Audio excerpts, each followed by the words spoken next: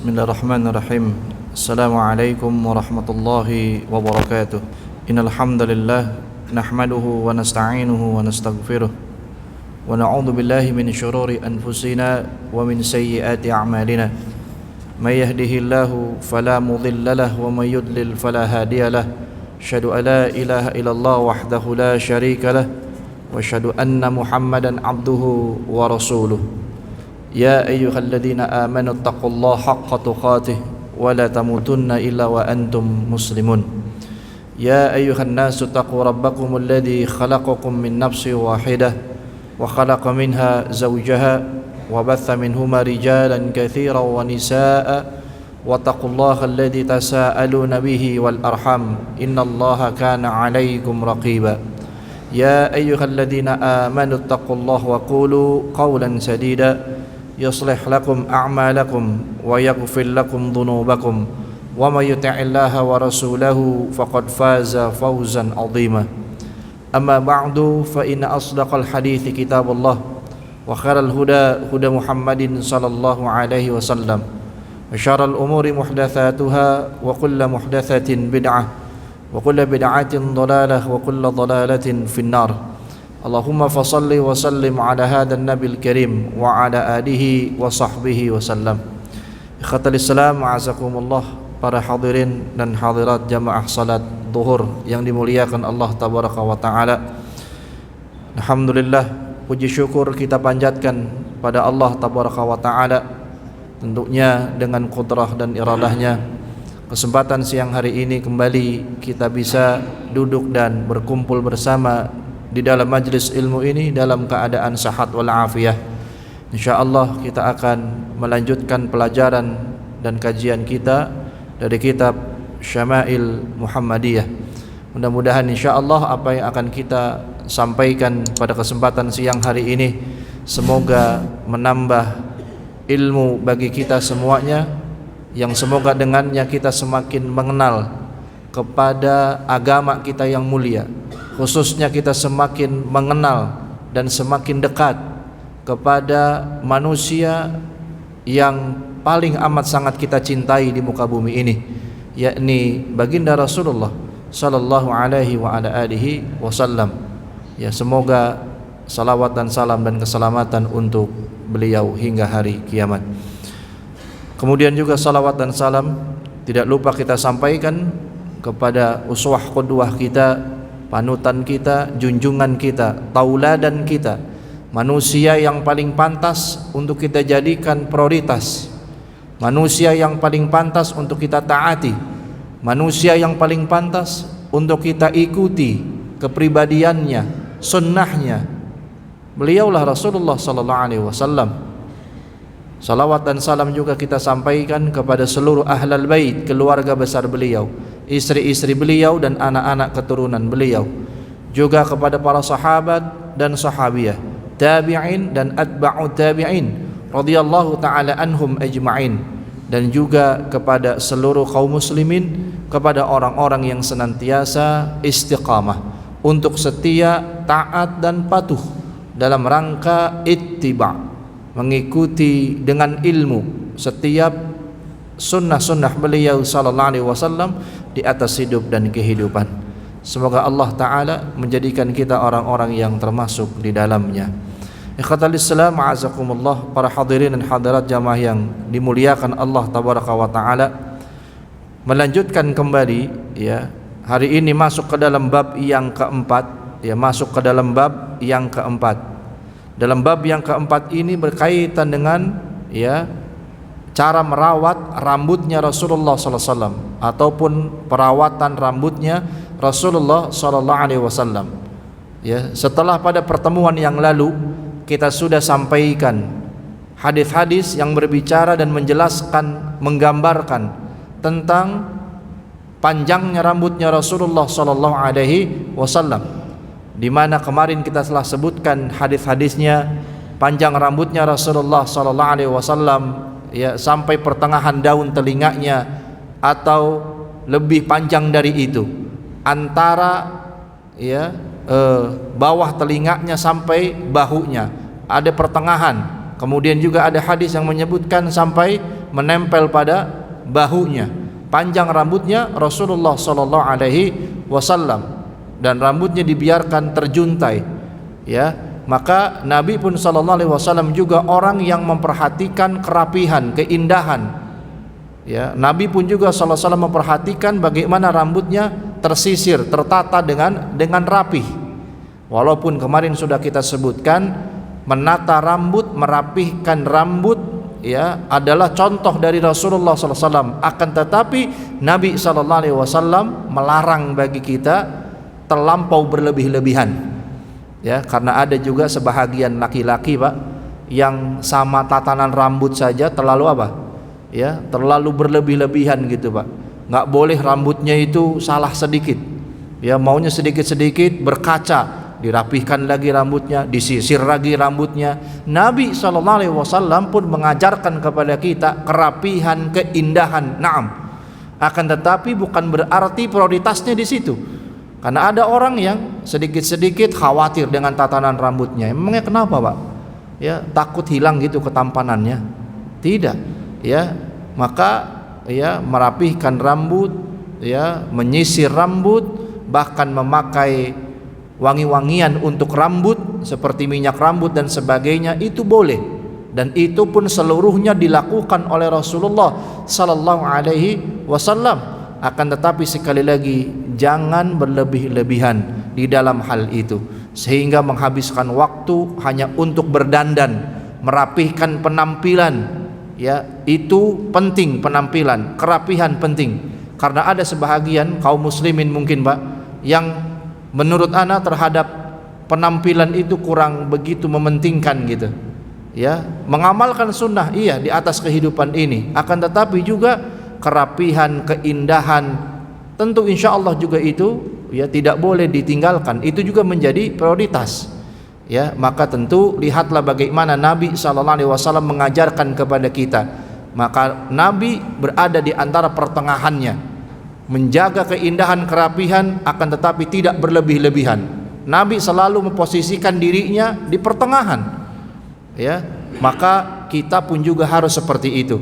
Jangan kita menjadi orang yang mengabaikan tentang kerapihan, mengabaikan tentang keindahan, dan juga kita tidak boleh menjadi orang yang melampaui batas, berlebih-lebihan terhadap hal itu. Tidak. Ya, karena ada orang ya, Masya Allah gitu. Ya, penampilannya kalau kita lihat pakai pakaian, pakai baju asal pakai saja. Bahkan mungkin apa, Pak, kerapihannya kurang, tidak disetrika misalkan. Ya, subhanallah. Ya, pakaiannya, celananya juga lusuh dan seterusnya. Bukan berarti kita harus bermewah-mewahan, tidak bermewah-mewahan. Yang terpenting adalah kerapihan, keindahan, kebersihan, kesucian. Itu tentu yang harus kita dahulukan, kita prioritaskan. Bukan berarti harus mewah. Nabi SAW pun sendiri tidak pernah menggunakan pakaian yang mewah, tidak pernah. Beliau hidup dengan kesederhanaan beliau. Akan tetapi di balik kesederhanaan beliau tetap keindahan, kebersihan, ya, kerapihan tentu diprioritaskan oleh Nabi sallallahu alaihi wasallam. Karena yang namanya indah, Pak, yang namanya rapih, ya, bukan berarti harus mahal. Walaupun ada sebahagian orang menganggap kalau mau indah, kalau mau bagus, kalau mau bersih, kalau mau tampan, katanya harus apa? Mahal. Tidak demikian. Pertanyaannya, apakah Nabi menggunakan pakaian yang mahal? Tidak sama sekali, Pak. Subhanallah, betapa sederhananya hidup Rasulullah sallallahu alaihi wasallam. Akan tetapi prinsip-prinsip kebersihan, keindahan yang diajarkan di dalam Islam beliau amalkan untuk diri beliau sendiri sallallahu alaihi wasallam. Itu yang paling terpenting, sehingga tidak menjadi orang yang melampaui batas. Ya, subhanallah, ini sunnah Rasulullah sallallahu alaihi wasallam, ya, di atas kehidupan ini. Contohlah beliau, ya. Naam. Maka ya, janganlah juga kita berdandan termasuk masalah penampilan rambut kita yang menyerupai bagaimana orang-orang kafir menata rambutnya. Kemarin sudah kita sebutkan, ya, di antara hadis-hadisnya. Makanya kita diingatkan oleh Rasulullah sallallahu alaihi wasallam dalam hadis riwayat Imam Abu Daud, di mana kata Rasulullah, man tashabbaha biqaumin fahuwa minhum. Barang siapa yang menyerupai satu kaum, kata Rasulullah, maka dia adalah laksana seperti bahagian dari kaum tersebut. Ya, coba antum perhatikan, Pak. Ya, betapa cintanya beliau kepada umatnya, sehingga beliau tidak ingin kita sebagai umatnya, pertama, menyelisihi sunnah beliau. Yang kedua, beliau tidak ingin kita sebagai umatnya mengikuti perbuatan orang-orang Yahudi dan orang-orang Nasrani, orang-orang yang ada di luar Islam. Sehingga dari seluruh aspek kehidupan, baik dunia dan perkara agama, beliau telah mengajarkan kepada kita. Ya, apalagi berkaitan dengan masalah agama, masalah akidah ya Pak, khususnya, subhanallah, betapa tegasnya Nabi SAW menanamkan prinsip-prinsip akidah kepada para sahabatnya dan kepada kita semuanya, dengan tujuannya agar kita tidak sama akidahnya dengan orang-orang yang ada di luar Islam, dengan orang-orang kafir, dengan orang-orang Yahudi dan Nasrani dan seterusnya. Bukan hanya itu, ya, poin yang paling penting, pasti Nabi menanamkan prinsip-prinsip akidah. Bahkan ya akhi, berkaitan dengan masalah dunia kita, dari masalah berpenampilan saja, Nabi SAW pun mengajarkan sunnah-sunnahnya kepada kita agar kita tidak meniru bagaimana gaya berpenampilannya orang-orang kafir. Demikian kata Islam, subhanallah. Ya, makanya yang lalu kita sampaikan, orang Nasrani punya tatanan rambut sendiri, kemudian ada ahlul kitab, ya, punya tatanan rambut sendiri. Nabi kemarin lebih condong mengikuti tatanan ahlul kitab. Kenapa? Karena masih sama-sama beriman kepada kitab yang Allah turunkan. Ya, kemarin kita telah sebutkan hadis-hadisnya. Ya, akan tetapi sekali lagi kata Islam, maka siapapun, kata Rasulullah SAW, yang menyerupai satu kaum, satu golongan, maka ia termasuk bahagian dari kaum atau golongan tersebut. Maka selisihilah mereka dan ikuti dan taati sunnah Rasulullah SAW.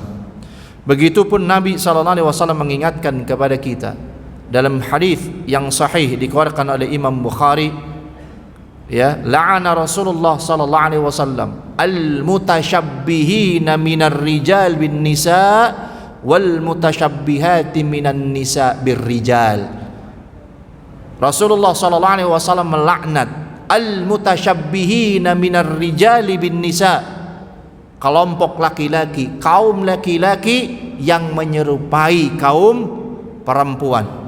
Begitupun sebaliknya, wal mutasyabbihina minan nisa'i bir rijal, dan kaum wanita yang menyerupai kaum laki-laki. Sekarang kelihatan nggak Pak? Banyak nggak? Ya, orang-orang yang seperti ini banyak, subhanallah. Apalagi penganut kaum Lot, ya, kaum Nabi Lot, ya, liwat, ya, yang sekarang lebih kita kenal dengan istilah kaum LGBT, ya Pak. Subhanallah, kita lihat dari cara berpenampilan mereka, khususnya cara berdandan mereka, cara berpakaian mereka, tatanan rambut mereka. Yang laki-laki menyerupai perempuan, begitupun yang perempuan menyerupai laki-laki. Sekarang demikian nih kata Islam, barang-barang yang sebetulnya identik dengan kaum laki-laki, termasuk masalah berpakaian, yang seharusnya pakaian itu adalah pakaian laki-laki, sekarang banyak tidak dipakai oleh perempuan. Banyak perempuan muslimah yang seharusnya mengenakan pakaian yang menutup auratnya, pakaiannya yang longgar, yang tidak membentuk lekukan tubuhnya, jilbabnya pun juga dijulurkan sampai menutupi bawah dadanya. Seharusnya demikianlah cara berpenampilan wanita mukminah. Tapi yang terjadi apa hari ini kata Islam? Ya, pakaian kaum laki-laki justru dipakai oleh kaum perempuan. Perempuan pakai celana panjang, pakai jeans, pakai levi's, ya Pak, yang kayak begitu. Kemudian pakaiannya pun juga yang ketat, ya, pakai kaos dan sebagainya yang luar biasa. Bukan hanya terbuka auratnya, tapi juga amat sangat membentuk tubuhnya. Subhanallah. Ya, maka perempuan-perempuan yang seperti ini berdandan laksana seperti kaum laki-laki dilaknat oleh Rasulullah sallallahu alaihi wasallam. Walaupun mereka sering mengatasnamakan ini kan emansipasi wanita katanya. Jangan lagi dibedakan antara kaum wanita dengan kaum laki-laki katanya. Kaum wanita juga harus bisa ya setara dengan kaum laki-laki. Ya, bisa jadi pemimpin katanya. Ya, dalam berpakaian juga, dalam berpikir juga, dalam berorganisasi juga katanya harus setara kaum perempuan itu dengan laki-laki. Itu namanya emansipasi, ya akhi. Ya, siapa yang mengajarkan hal itu semua? Islam atau ajaran orang-orang kafir? Ya, tidak ada. Islam mengajarkan hal itu karena fitrahnya memang Allah sudah katakan di dalam Al-Qur'an, ar-rijalu qawwamuna 'ala nisa. Kaum laki-laki itu adalah pemimpinnya kaum wanita, kaum perempuan. Fitrahnya memang seperti itu Allah Ta'ala jadikan di atas muka bumi ini. Ya, giliran bicara tentang hal itu maunya emansipasi wanita. Ya udah bilang saja besok bikin toilet satu aja gitu. Nggak usah ada toilet laki-laki, nggak usah ada toilet perempuan. Mau nggak gitu gabung sama-sama? Kan nggak mungkin. Kerusakan yang terjadi. Ya, katanya maunya apa? Emansipasi. Dari mana pola pikir yang seperti itu? Pola pikir ya manusia modern yang sebetulnya pola pikir itu adalah pola pikir jahiliyah sejak zaman dahulu. Ya, begitupun sebaliknya akhi. Jangan ada di antara kita laki-laki yang kata Rasulullah tadi dilaknat oleh Rasulullah yang laki-laki pun menyerupai penampilan kaum perempuan. Subhanallah. Ya, ada sekarang di tengah-tengah kehidupan kita jelas banyak orang-orang yang seperti ini. Demi Allah, ya sesungguhnya orang-orang yang seperti itu baik laki-laki ataupun kaum perempuan, mereka lah orang-orang yang dilaknat oleh Rasulullah sallallahu alaihi wasallam. Artinya kalau Rasulullah melaknat berarti Allah pun juga melaknatnya. Ya, berarti Allah pun juga melaknatnya. Wal iyadzu billah. Ya, semoga Allah ya melindungi kita dan keluarga kita seluruhnya. Tayyib. Kemudian khatal Islam ya pada bab perawatan rambut Rasulullah sallallahu alaihi wasallam. Tentu kata Al-Imam At-Tirmidzi rahimahullahu taala ya yang menyusun bab ini, kata beliau bab ini ya berbicara menjelaskan tentang sesuatu yang berkaitan dengan cara menata, membersihkan dan merawat rambutnya Rasulullah sallallahu alaihi wasallam. Seperti yang Anda jelaskan tadi, tentunya secara garis besar kata beliau, Nabi pun sallallahu alaihi wasallam adalah seorang yang perhatian terhadap tatanan rambutnya, akan tetapi tidak berlebihan. Ya, seperti Anda katakan tadi, di pertengahan Rasulullah. Ya, jadi tidak mengabaikan, tidak juga berlebihan. Nabi pun memperhatikan tatanan rambutnya, tapi tidak melampaui batas terhadap hal itu. Ya, naam. Dikatakan juga oleh Imam Tirmidzi rahimahullah taala, beliau pun sallallahu alaihi wasallam bukanlah seseorang yang rela untuk menghabiskan waktunya berjam-jam lamanya hanya untuk menata, merawat dan merapihkan rambutnya. Tapi ada nggak pria yang seperti ini, Pak? Ada nggak laki-laki yang seperti ini? Ada. Laki-laki kok kayak perempuan, senangnya nyalon, ya kan? Kalau udah ke salon lama, wah masya Allah, dari mulai tatanan rambut, habis itu apa Pak? Bagian wajah, ya facialnya segala macem. Wah sampai kuku-kukunya nih antum bagaimana? Ada laki-laki begini gitu, penampilannya luar biasa sampai kayak perempuan gitu. Ada Pak hari ini gitu. Ya, di mana nilai gagahnya sebagai seorang laki-laki kalau sampai seperti itu? Berlebih-lebihan ya akhi. Bukan berarti tidak boleh menjaga kebersihan, keindahan, ketampanan. Naam. Tapi cara yang seperti itu berlebih-lebihan, bahkan sampai melampaui batas yang sudah jadi ambang kewajaran, ya bahkan identik seperti kaum perempuan, ya jika ada laki-laki yang seperti itu, ya subhanallah. Padahal jelas laki-laki yang paling tampan itu kata Ummul Mukminin Aisyah radhiyallahu taala anha adalah laki-laki yang memelihara jenggotnya, dengan jenggotnya.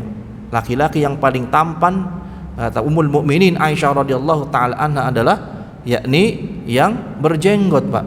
Walaupun ada mungkin istri-istri antum janganlah jangan jenggotan, nanti kelihatannya tua katanya. Jangan jenggotan, nanti nggak ganteng lagi, nanti jelek katanya. Ada nggak yang begitu, Pak? Ada, subhanallah. Akhirnya tadi dicukur jenggotnya, padahal itu sunnah Nabi. Sampai kata para ulama, di antara dosa yang berulang-ulang kali pasti dilakukan oleh kaum laki-laki khususnya adalah dosa mencukur jenggot. Sampai demikian para ulama menyebutkan dipangkas habis jenggotnya. Padahal keindahan kaum laki-laki salah satunya, ketampanannya kata Ummul Mukminin radhiyallahu taala anha adalah dengan lihiyah, dengan jenggotnya. Justru laki-laki yang dikaruniakan oleh Allah jenggot dipangkas apalagi sampai habis, itu juga ada para ulama yang mengkategorikan mutasyabbihina rijal bin nisa, kaum laki-laki yang menyerupai perempuan. Kecuali memang bagi kaum laki-laki yang memang tidak ditumbuhi jenggot gitu oleh Allah, tidak mengapa. Tapi ini khusus bagi yang memang sebetulnya dikaruniakan oleh Allah jenggotnya tumbuh tapi dipangkas habis. Justru yang seperti ini ada ulama yang mengatakan perbuatan yang seperti ini pun termasuk kategori mutasyabbihina rijal bin nisa, termasuk kategori penyerupaan kaum laki-laki kepada perempuan. Berhati-hati kata Islam, dan itu juga termasuk dosa yang dilakukan berulang-ulang. Karena setiap jenggot itu tumbuh, itu menjadi sunnah pahala kebaikan bagi laki-laki tersebut, dipangkas habis lagi dosa dia kata para ulama, karena dia telah menggugurkan sunnah yang seharusnya dijaga dan dirawat oleh dirinya. Maka berhati-hatilah kata Islam azakumullah. Tentu insyaallah jenggot itu bukan bikin antum tua, enggak, Pak. Atau bikin antum jadi enggak tampan lagi, tidak juga. Tergantung, Pak, siapa yang melihat. Kalau wanita istri antum yang melihatnya dengan kacamata keimanannya, dengan kacamata kesolehannya, maka insyaallah antum tetap tampan indah di hadapan istri antum atau wanita-wanita muslimah yang lainnya seperti itu. Naam. Baik. Kemudian kita lihat hadisnya. Haddatsana Ishaq ibnu Musa al-Ansari qala haddatsana Ma'nu ibnu Isa qala haddatsana Malik ibnu Anas an Hisham ibnu Urwah an abihi an Aisyah qalat kuntu urajjilu ra'sa Rasulillah sallallahu alaihi wasallam wa ana haidun. Ishaq ibnu Musa al-Ansari bercerita kepada kami, ia berkata Ma'an bin Isa bercerita kepada kami, ia berkata Malik bin Anas bercerita kepada kami dari Hisham bin Urwah, dari ayahnya, dari Ummul Mukminin Aisyah radhiyallahu taala anha, ia berkata kuntu urajjilu ra'sa Rasulillah sallallahu alaihi wasallam wa ana haidun. Kata Ummul Mukminin Aisyah radhiyallahu taala anha, aku pernah menyisirkan rambutnya Rasulullah sallallahu alaihi wasallam dan saat itu aku sedang dalam keadaan haid. Aku sedang dalam keadaan haid. Naam. Tentu ini menjadi dalil bolehnya seorang wanita, khususnya maksudnya seorang istri, menyisirkan rambut suaminya walaupun dalam keadaan haid. Naam. Dan tentu dalam keadaan haid pun seorang istri diperbolehkan menyentuh suaminya, bercumbu rayu dengan suaminya dalam keadaan haid. Akan tetapi jangan berlebih-lebihan dan melampaui batas. Maka ada orang yang mungkin masih beranggapan ketika istri sedang haid, Pak, akhirnya berjauh-jauhan sama suami, seolah-olah haid itu Ya, bukan hanya terjaga dari sholat, dari puasa, tapi juga terjaga dari suaminya. Salah. Ya, yang tidak boleh dilakukan oleh wanita haid itu selain mengamalkan ibadah seperti sholat dan puasa, ya, yang tidak boleh dilakukan oleh istri yang haid adalah juga berjima. Tapi bagaimana menyisirkan suami seperti Aisyah Ummul Mukminin melakukan itu dalam keadaan haid kepada Nabi sallallahu alaihi wasallam. Kemudian ia bermesraan, bercumbu juga dengan Rasulullah sallallahu alaihi wasallam. Silahkan, diperbolehkan. Ya, na'am, silahkan. Ya, antum dengan istri antum walau dalam keadaan haid silahkan. Ya, dengan catatan asal tidak berjima, yaitu yang tidak boleh, diharamkan, dilarang oleh agama. Ya, bukan hanya oleh agama, tentu juga oleh sisi kesehatannya pun. Subhanallah, Pak. Ya, makanya Islam ini agama yang luar biasa, detail menjelaskan ya tentang sisi-sisi kehidupan kita.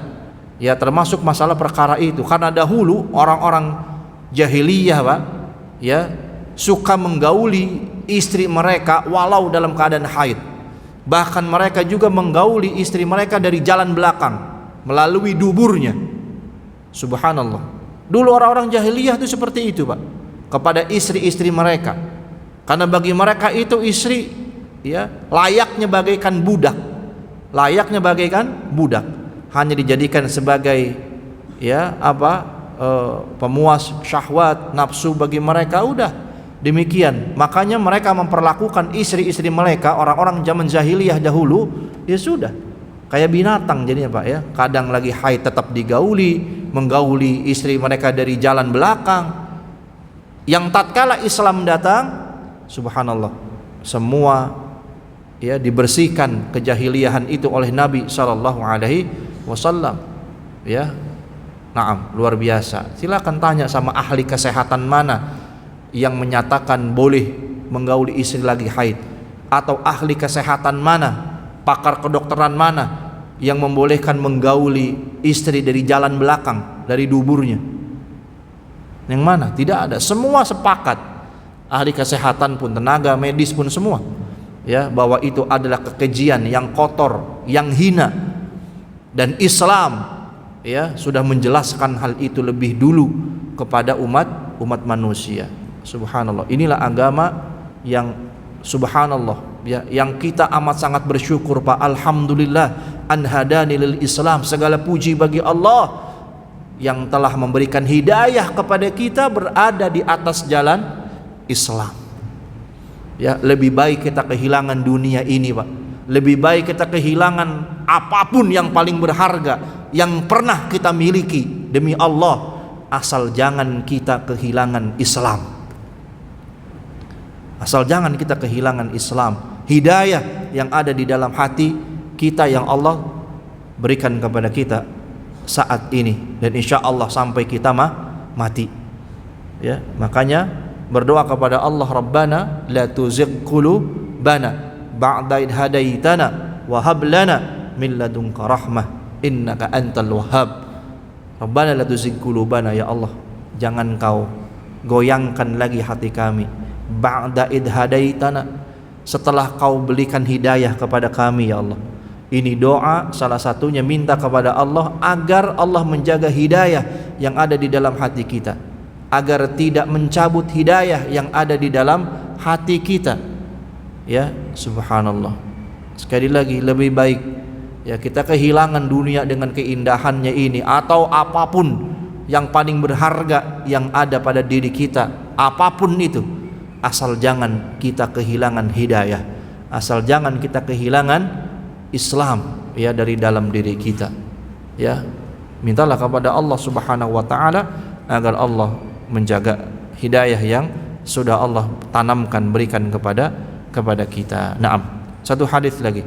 Haddatsana Yusuf ibnu Isa qala haddatsana Waqi' qala haddatsana Rabi' ibnu Sabih an Yazid ibnu Aban huwa ar-Raqashi an Anas ibnu Malik qala kana Rasulullah sallallahu alaihi wasallam yukthiru dahna ra'sihi wa tasriha lihyatihi wa yukthirul qina'a hatta ka'anna thawbahu thawbu zayyat. Yusuf bin Isa bercerita kepada kami. Ia berkata, Waqi' bercerita kepada kami. Ia berkata, Rabi' bin Sabih bercerita kepada kami dari Yazid bin Aban Ar-Raqashi, dari Anas ibnu Malik radhiyallahu taala anhu. Ia berkata, Rasulullah sallallahu alaihi wasallam suka meminyaki rambutnya. Dikasih apa, Pak? Minyak. Macam-macam kan sekarang buat rambut itu macam-macam. Kalau zaman dulu itu yang terkenal itu tahu Pak, minyak urang aring apa namanya dulu tahu ya antum dulu kan yang cair gitu tuh. Dulu Anda suka pakai itu tuh zaman dulu bahkan dari kecil gitu. Masya Allah, sekarang kan banyak jenisnya. Minyak untuk rambut, untuk merapihkan rambut, menyisir rambut, mengharumkan rambut. Nabi pun sallallahu alaihi wasallam dahulu suka meminyaki rambutnya. Kemudian juga dikatakan wa tasrih lihyati, kemudian menyisir jenggotnya. Nabi meminyaki rambutnya, menyisir rambutnya, juga menyisir dan merapihkan jenggotnya. Kemudian beliau sallallahu alaihi wasallam suka menggunakan kain untuk menutup bahunya ketika meminyaki rambutnya. Nabi menggunakan kain penutup untuk bahunya. Tujuannya apa? Agar minyak yang digunakan oleh beliau untuk meminyaki rambutnya itu tidak jatuh dan terkena pakaian beliau sallallahu alaihi wasallam. Jelaskan Pak? Nah, jadi sekali lagi ditanya, boleh nggak Ustaz menggunakan minyak rambut? Nah, Nabi pun sallallahu alaihi wasallam menggunakan minyak rambut. Walaupun Gatsby belum ada Pak di zaman Nabi Pak, atau yang lain belum ada. Di zaman kita, nah silakan. Cuma antum juga perlu perhatikan bahan baku dari minyak rambut itu apa. Kalau ada bahan baku yang mungkin datang dari bahan baku unsur yang haram, lebih baik ditinggalkan. Ganti kepada minyak rambut yang mungkin memang dari unsur-unsur herbal, yang alami, yang halal, yang tidak ada bahan baku yang tidak baik, yang haram, silakan. Gunakan minyak rambut untuk merapikan rambut antum. Kemudian menyisir rambutnya, menyisir rambutnya, dengan rapi. Naam. Ini sekali lagi sunnah Nabi SAW ataupun kebiasaan Nabi SAW di dalam merapihkan dan menata rambutnya. Nah, jadi kalau mau panjangin rambut boleh nggak Ustaz? Silakan. Mau pangkas rambut, mau dipendekin rambutnya, silakan akhi. Jadi nggak ada sunnah tertentu rambut harus panjang sekian, enggak. Kemudian rambut harus pendek seterus-terusnya, tidak juga. Silakan. Nabi SAW dahulu mengikuti kebiasaan aja di kaumnya, rambutnya seperti itu, Nabi seperti itu. Silakan. Cuma bagi yang mungkin mau memanjangin rambut, ngikuti Nabi tadi di bawah daun telinga atau sampai pertengahan antara bahu dan telinga atau sampai menempel ke bahunya kayak Nabi SAW dahulu, silakan. Tapi jangan berlebihan. Ada orang akhirnya manjangin rambut berlebihan Pak, sampai lebih panjang lagi. Nah, ini salah. Antum jadi apa? Jadi perempuan gitu kan. Jadi kayak perempuan kalau begitu. Wah, kan banyak Ustaz para seniman. Seniman apa? Seniman gagal, kan. Bilang jadi seniman punya karya, enggak, rambut doang modal gondrong. Yang satu bilang, wah ini saya Ustaz rocker katanya. Kalau rocker enggak panjang itu enggak ciri khas katanya.